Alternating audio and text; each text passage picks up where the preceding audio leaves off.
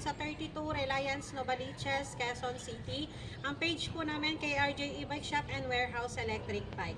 Bali, open po kami 11 a.m. to 8 p.m. Bali, papakita ko sa inyo ang dalawang klase ng ating 007. Yung 007, yan, and 007 na version 2 natin. So, lapit po kayo, pakita natin. So, kung makikita nyo, ito, 3-seater po siya. Tatlo po ang pwedeng umupo dyan, pero wala po siyang child seat.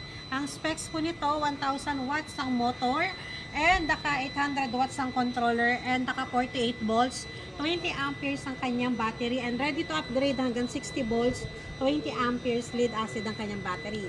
6 to 7 hours ang kanyang charging time, and 250 kilos ang weight capacity, and 1 to 2 years na rin po ang tinatagal ng kanyang battery. Meron na rin po siyang handbrake. Ayan.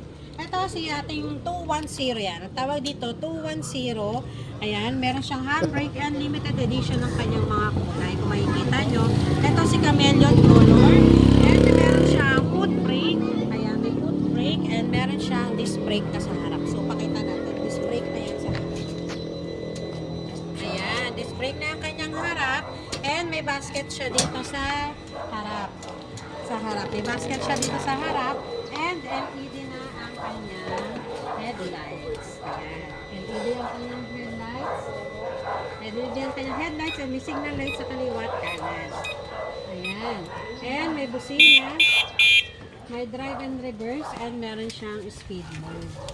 Ayan. And meron siyang voltmeter na rin siyang kasama. So, para saan ba si voltmeter? Para malaman mo kung ilang percent na lang ba ang unit mo and kung ilang hours ka lang mag-charge. Then, kung makikita nyo, mas matibay ang assemble ito compare sa ibang brand.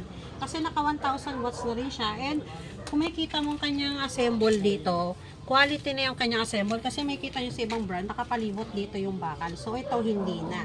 Then, ito, kinaganda niyan, disc brake ang kanyang harap kasi sa iba, drum brake lang kanyang harap. So, ito, yung upuan niya, ayan, malambot na rin ang kanyang upuan, color brown. Ayan, then may basket siya dito sa likod. Then, ang kinaganda niya, yung signal light niya sa tapalodo, ayan, may ilaw na. Ayan, and may kita nyo yung kanyang malaking compartment na rin. So, pakita natin yung kanyang compartment. Ito ang kanyang compartment. Meron na rin niyang mating nakasama and may extra side mirror and may charger na rin siyang kasama. And meron siyang trapal. Ito available color nito, si color red and si color black and si chameleon. Ayan, si gray purple. Nagtututong siya. And automatic na ang kanyang wiper. So, kinaganda nito, automatic ang kanyang wiper, tubeless tire na din po siya. And ito naman, pakita natin, ito naman si ating 007 na bagong labas natin. Naka 1,000 watts na rin po siya. So, pakita natin lahat.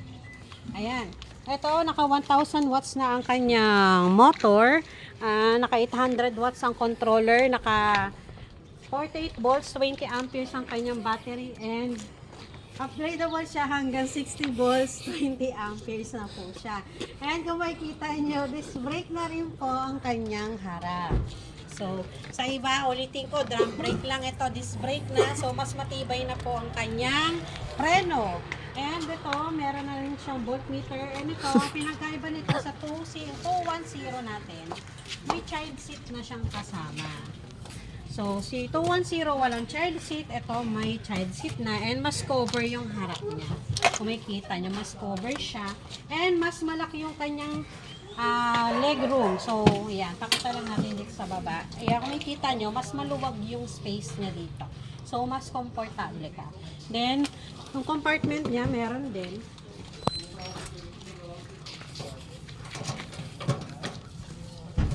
Ayan, ito yung compartment.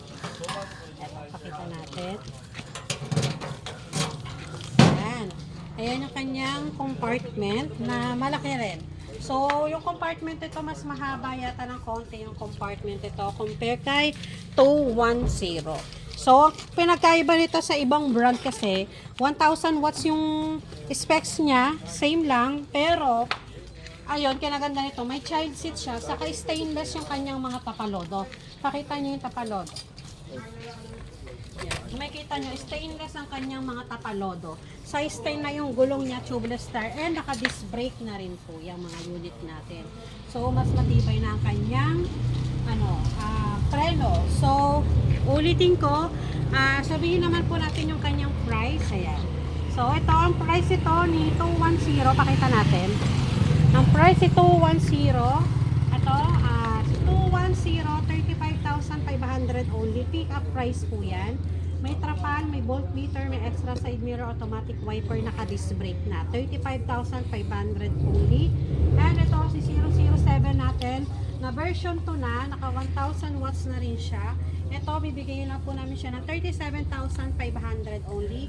Meron na siyang child seat and 800 watts na ang kanyang controller, naka 1,000 watts na, may voltmeter, may automatic wiper, and disc brake na rin po siya. So, mag-PM na po kayo sa page para makuha niyo po ang ating mga discount. Thank you!